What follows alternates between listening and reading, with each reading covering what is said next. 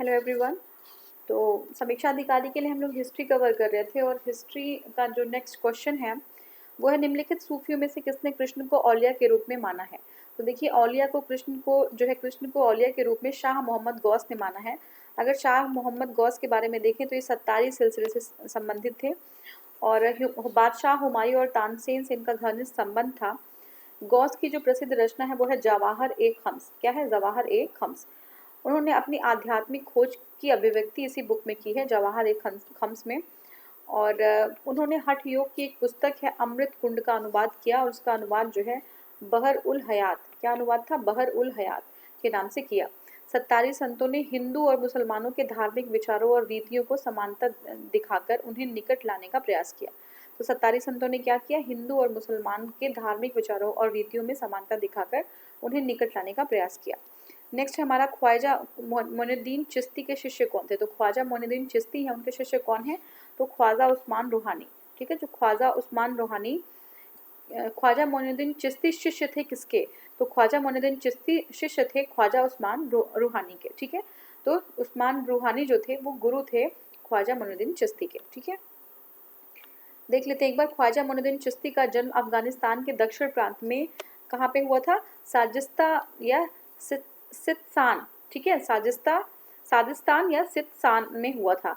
1142 में हुआ था। उसके बाद अपने माता पिता के साथ वो खुरासान प्रांत में चले गए थे। निशापुर के हारीन में ख्वाजा मोइनुद्दीन चिश्ती ख्वाजा उस्मान चिश्ती हारूनी के शिष्य बने। ठीक है, तो ये हमारा था। नेक्स्ट क्वेश्चन देख लेते हैं। हाँ, देखिए मुगल वंश स्टार्ट हो रहा है और बाबर के बारे में देख रहे हैं। ठीक है, तो मध्यकालीन भारत के मुगल शासक वस्तुतः कौन थे? ठीक है, तो मध्यकालीन जो भारत के मुगल शासक थे वस्तुतः वो कौन थे? तो हमारा उत्तर होना चाहिए चगताई तुर्क थे। कौन थे? चगताई तुर्क थे। ठीक है, मुगल शासक वास्तव में तुर्कों की चगताई नामक शाखा से थे ये लोग। इस शाखा का नाम प्रसिद्ध मंगोल नेता चंगेज खां के द्वितीय पुत्र के नाम पर पड़ा, जिसके अधिकार में मध्य एशिया तथा तुर्कों का देश तुर्किस्तान था। नेक्स्ट हमारा है राणा सांगा ने निम्नलिखित युद्धों में से किसमें बाबर के विरुद्ध लड़ाई की थी। तो राणा सांगा ने बाबर के विरुद्ध किस में लड़ाई की थी? खानवा के युद्ध में। ठीक है, खानवा के युद्ध में बाबर के विरुद्ध राणा सांगा ने लड़ाई की थी। नेक्स्ट हमारा है बाबर ने खानवा के युद्ध में जिहाद की घोषणा की थी। तो पूछ सकता है जिहाद की घोषणा कहाँ पे की गई थी? तो बाबर ने की थी और ये खानवा के युद्ध में की थी। खानवा का युद्ध जो है 17 मार्च 1527 को बाबर और राणा कब है? 17 मार्च 1527, ये भी याद रखिएगा। 17 मार्च 1527 को बाबर और राणा सांगा के बीच हुआ था। इस युद्ध में राणा सांगा जो है पराजित हुए थे और इसी युद्ध में जो विजयश्री मिलने के बाद बाबर ने गाजी की उपाधि धारण की थी। तो इम्पोर्टेंट है, गाजी की उपाधि कब धारण की थी? ये खानवा के युद्ध में धारण की थी और जिहाद भी उसी युद्ध में घोषित किए थे। और ये जो युद्ध होता है 17 मार्च 1527 में बाबर और राणा सांगा के बीच में होता है, जिसमें जो है बाबर जो है विजयी होते हैं। हुमायूं और शेरशाह को देखते हैं। शेरशाह के अंतर्गत तांबे के दाम और चांदी का रुपए की विनिमय दर क्या थी? तांबे के दाम और चांदी के रुपए की विनिमय दर क्या थी? तो देखिए दाम था उसका 64 और चांदी का रुपया 1। ठीक है, तो 64:1 का रेशियो था। ठीक है, 64:1 का जो है रेशियो था। तो शेरशाह की मुद्रा जो है व्यवस्था अत्यंत विकसित थी। ठीक है, इन्होंने शुद्ध चांदी का रुपया 180 ग्रेन का और तांबे का जो है दाम था वो 380 ग्रेन का चलाया। रुपया और दाम की विनिमय दर, जो रुपया और दाम का विनिमय दर था वो जो है 1:64 का था। रुपया 1 और 64 जो है दाम, तो उसका अनुपात 1:64 था। इसी समय में 23 टकसालें थी। इनके समय में कितनी? 23 टकसालें थी। शेरशाह के सिक्कों पर शेरशाह का नाम और जो है पद अरबी या नागरी लिपि में अंकित होता था। तो शेरशाह का जो है सिक्कों पर शेरशाह का नाम और पद अरबी का या नागरी लिपि में अंकित होता था। इसमें घोड़े को दागने की प्रथा और सैनिक का होलिया लिखा जाने की जो है प्रथा थी। ठीक है, शेरशाह का जो सिक्का था उस पर अरबी जो है पद अरबी या नागरी लिपि में अंकित था और इसमें घोड़े को दागने की प्रथा और सैनिकों को की हुलिया लिखने की प्रथा को भी अपनाया। ठीक है, तो ये जो शेरशाह थे उन्होंने बहुत सारे ऐसे काम किए थे, जैसे उनकी मुद्रा व्यवस्था बहुत विकसित थी। और अभी हमने देखा कि जो रुपया और जो है आपका दाम का जो है 1:64 था। ठीक है, 23 टकसालें थी घोड़ा को दागने की और सैनिकों की हुलिया लिखने की प्रथा भी इन्हीं के टाइम पे थी। अब निम्नलिखित युद्धकालीन मध्यकालीन शासकों में से कौन एक उच्च शिक्षित था? देखिए जो शेरशाह थे वो बहुत ज़्यादा शिक्षित थे, सबसे ज़्यादा शेरशाह शिक्षित थे।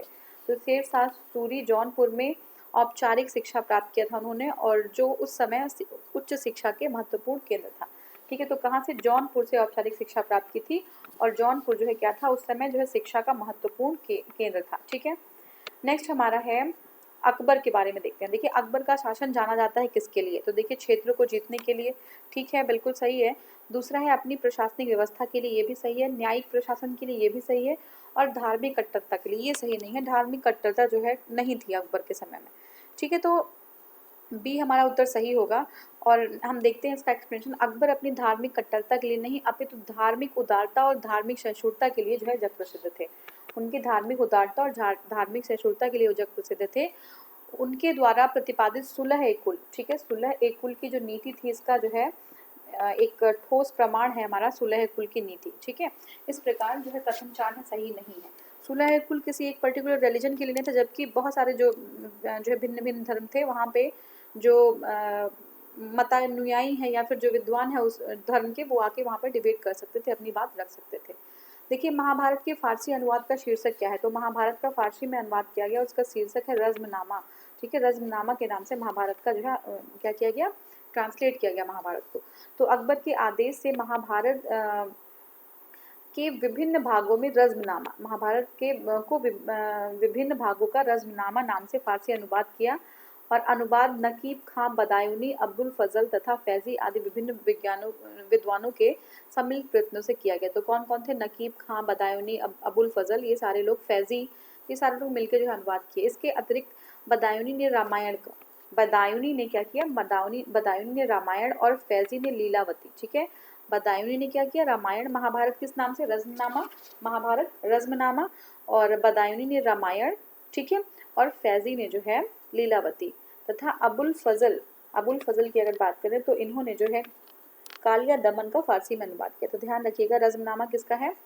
रज़्मनामा जो है फारसी में अनुवाद किया गया।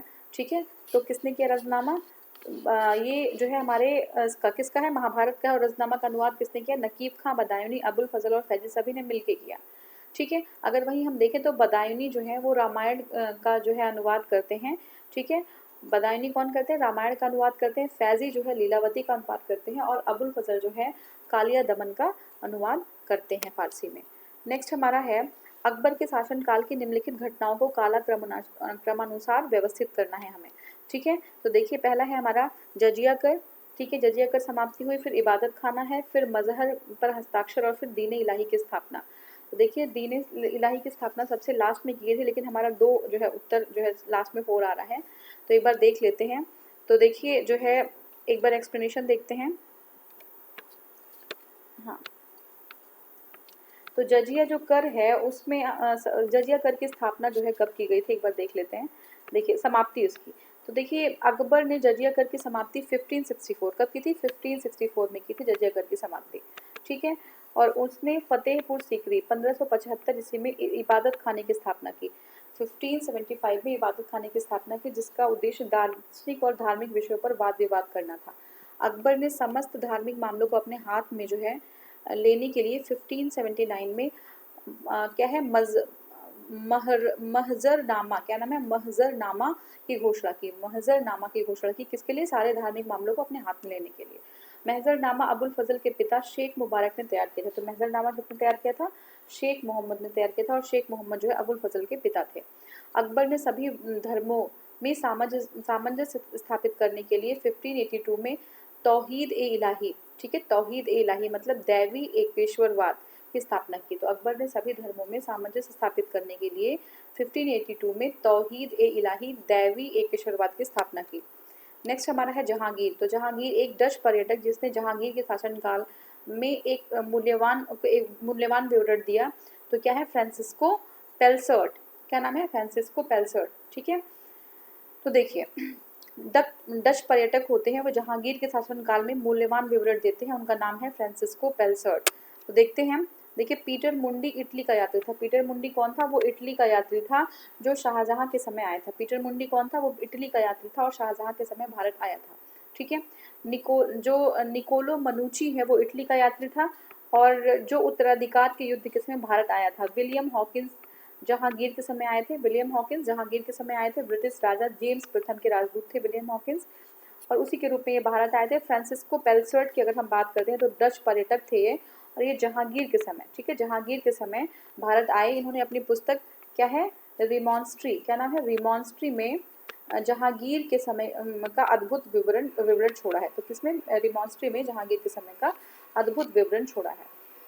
शाहजहां के देखें तो मुगल बादशाह ने बलबन द्वारा प्रारंभ किया गया दरबारी रिवाज सिजदा समाप्त कर दिया। किस मुगल बादशाह ने जो है बलबन द्वारा स्टार्ट किया गया जो दरबारी रिवाज था सिजदा, उसको समाप्त कर दिया? तो वो जो है शाहजहां ने समाप्त किया। ठीक है, शाहजहां ने समाप्त किया। नेक्स्ट देखते हैं इसमें, मुगल बादशाह शाहजहां ने बलबन द्वारा प्रारंभ ईरानी जो है दरबारी रिवाज सिजदा समाप्त कर दिया था। 1636 और 37 में सिजदा प्रथा का अंत कर दिया गया। ठीक है, 1636 और 37 में सिजदा प्रथा का अंत कर दिया गया। और किसने अंत किया? ये मुगल जो है बादशाह शाहजहां ने, है ना, शाहजहां ने बलबन का जो प्रारंभ किया हुआ सिजदा था वो समाप्त कर दिया और 1637 में 36-37 में सिजदा प्रथा का अंत कर दिया। ठीक है, जमीन बोस की प्रथा भी खत्म कर दी। जमीन बोस की भी एक प्रथा होती थी वो खत्म कर दी गई और पगड़ी में बादशाह की तस्वीर पहनने को मना ही कर दिया गया। ठीक है, ये बातें शाहजहां के धार्मिक दृष्टिकोण के उदाहरण हैं। सिजदा जो है साष्टांग दंडवत प्रणाम जैसा होता था जो इस्लामी परंपराओं के अनुसार केवल खुदा के लिए ही किया जा सकता था। इन बातों के स्थान पर चहार तस्लीम का प्रथा लागू किया गया, किंतु मनुची बताते हैं कि बाद में चहार तस्लीम और सिजदा में भेद कर पाना कठिन हो गया था। तो ये सारी सिजदा खत्म करके शाहजहां ने क्या किया, चहार तस्लीम की प्रथा लागू कर दी। लेकिन चहार तस्लीम और सिजदा में जो है डिफरेंस ज़्यादा नहीं था कोई, तो उसको जो है डिफ्रेंशिएट करना जो है टफ था। नेक्स्ट हमारा है, किस मुगल सेनापति के साथ शिवाजी 1665 में पुरंदर के संधि पर हस्ताक्षर करते हैं? तो ये जयसिंह है।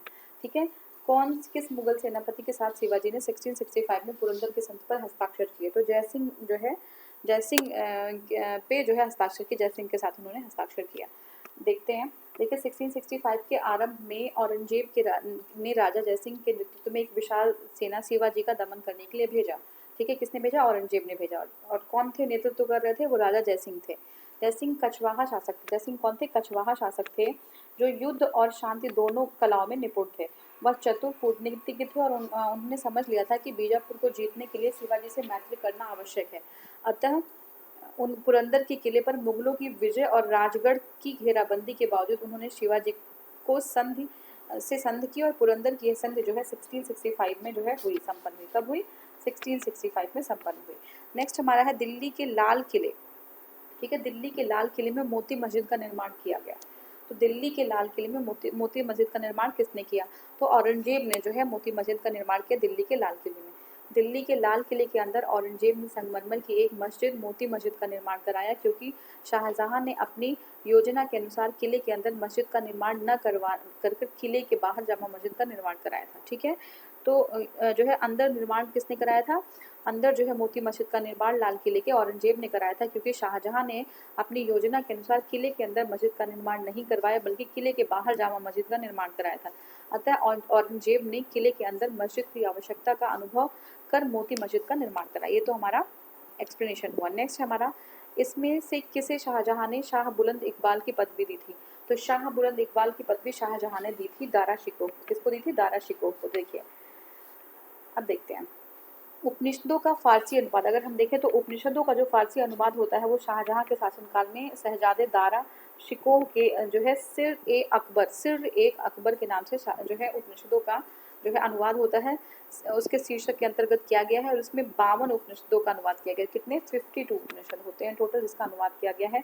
दारा को उसकी सहिष्णुता और उदारता के लिए लेनपुल से लघु अकबर की संज्ञा दी गई है। दारा को उसकी सहिष्णुता और उदारता के लिए लेनपुल ने उसको लघु अकबर की संज्ञा दी। यही नहीं, शाहजहां ने भी दारा को शाह बुलंद इकबाल, शाहजहां ने क्या दिया? शाह बुलंद इकबाल की उपाधि प्रदान की। मज़्ब उल बहरीन दारा का मूल रचना है। तो मूल रचना क्या है? मज़्ब उल बहरीन। क्या है मूल रचना? मज़्ब उल बहरीन। नेक्स्ट हम देखते हैं हाँ, तो देखिए मुगल कालीन संगीत और चित्रकला के बारे में। तो चित्रकला की मुगल शैली का जो है प्रारंभ किया था, किसने किया था? जो आपका ये हुमायूं ने किया था। तो मुगल जो है शैली का आरंभ जो है चित्रकला का किसने किया था? हुमायूं ने किया था। देखते हैं। देखिए चित्रकला जो है कि क्षेत्र में मुगल शैली का प्रारंभ हुमायूं ने किया था। मुगल चित्रकला की नींव हुमायूं के शासनकाल में पड़ी थी। जो है अपने फारस और अफगानिस्तान के निर्वासन के काल में उसने मीर सैयद अली, नाम याद रखिएगा, मीर सैयद अली और क्या है अब्दुल मसद नामक दो पारसी चित्रकारों की सेवाएं प्राप्त की थी। ठीक है, निर्वासन के टाइम पे उसने फारस एवं अफगानिस्तान में निर्वासन के टाइम पे मीर सैयद अली और अब्दुल मसद नामक दो फारसी चित्रकारों की सेवाएं प्राप्त की थी, जिनके द्वारा मुगल चित्रकला की शुरुआत की गई थी। इन्होंने मिलकर एक उन्नत कला संगठन का स्थापना किया। प्रसिद्ध चित्रकार बिहाज, ठीक है, प्रसिद्ध चित्रकार जिनका नाम है बिहजाद, ठीक है, बिहजाद जिसे पूर्व का राफेल कहा जाता है। तो बिहजाद को क्या कहा जाता है? पूर्व का राफेल कहा जाता है। का शिष्य मीर सैयद था, उनका शिष्य जो है कौन था? मीर सैयद था। अब देखते हैं। देखिए मुगल मनसबदारी व्यवस्था के बारे में निम्नलिखित कथनों पर विचार करना है। तो क्या है? जात और जो सवार है पद प्रदान किया था, बिल्कुल सही है। मनसबदार अनुवांशिक अधिकारी होते थे, ये सही नहीं है। दीवान कार्यालय द्वारा इनको वेतन दिया जाता, तो ये हमारा 1 और 3 सही है। ठीक है, देखिए मनसब शब्द का अर्थ श्रेणी अथवा पद है तथा मनसबदार का अर्थ वह होता है कि वो अधिकारी है जिससे शाही सेना में पद या श्रेणी प्राप्त है। अकबर की मनसबदारी व्यवस्था दशमलव प्रणाली पर आधारित थी। तो अकबर की जो मनसबदारी व्यवस्था थी वो दशमलव प्रणाली पर आधारित थी। अकबर ने अपने अंतिम समय में मनसबदारी व्यवस्था में जात और सवार के पदों को आरंभ किया था। अब देखिए अगर एल श्रीवास्तव की सुने तो जात का पद जो है, जात का पद हाथी घोड़े आदि की संख्या का द्योतक है कि जात के पद में कितने हाथी घोड़े जो है मिले हुए हैं। सवार का पद केवल घुड़सवारों की संख्या से निश्चित करता है। सवार का पद घुड़सवारों की संख्या को निश्चित करता है।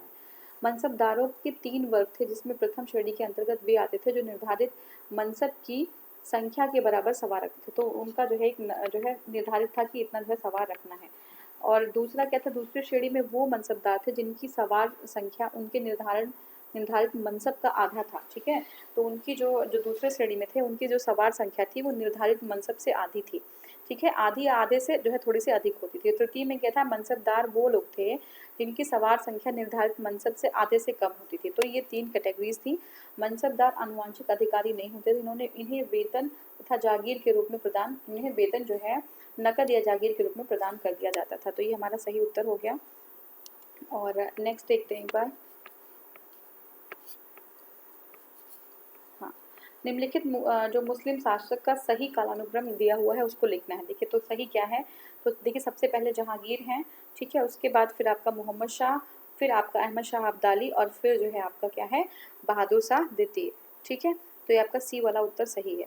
जहांगीर का शासनकाल 605 से 628 ईस्वी तक और मोहम्मद शाह का शासनकाल 1719 से 1748 ईस्वी तक था, जबकि अहमद शाह अब्दाली जो है पानीपत की तृतीय लड़ाई में जो अफगान दल के नेता थे। बहादुर शाह द्वितीय जफर का कार्यकाल 1835 to 57 था।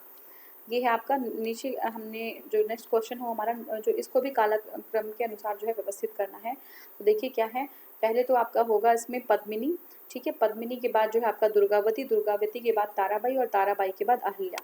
ठीक है, तो एक्सप्लेनेशन एक बार हम देखते हैं। देखिए पद्मिनी जो है राणा जो है रतन सिंह की पत्नी थी।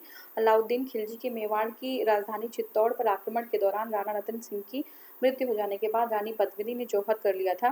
दुर्गावती गोंडवाना के हिंदू राज्य की योग शासिका थी और अकबर के आक्रमण के स्वरूप सत्य से घिर जाने के बाद इस वीर रानी ने आत्महत्या कर ली थी। ताराबाई जो थी वो मराठा छत्रपति राजा राम की पत्नी थी और राजा राम की मृत्यु के बाद इन्होंने मराठा राज्य की बागडोर संभाली। अहिल्याबाई मराठों के होलकर वंश की शासिका थी। अहिल्याबाई कौन थी? मराठों के होलकर वंश की शासिका थी और इंदौर पर जो है वो जो है उनका कब्जा था। ठीक है, तो ये जो है इस वीडियो में हम इतना करते हैं। आगे के वीडियो में और एक्सप्लेनेशन और क्वेश्चन को देखेंगे। Thank you so much for watching. Thank you.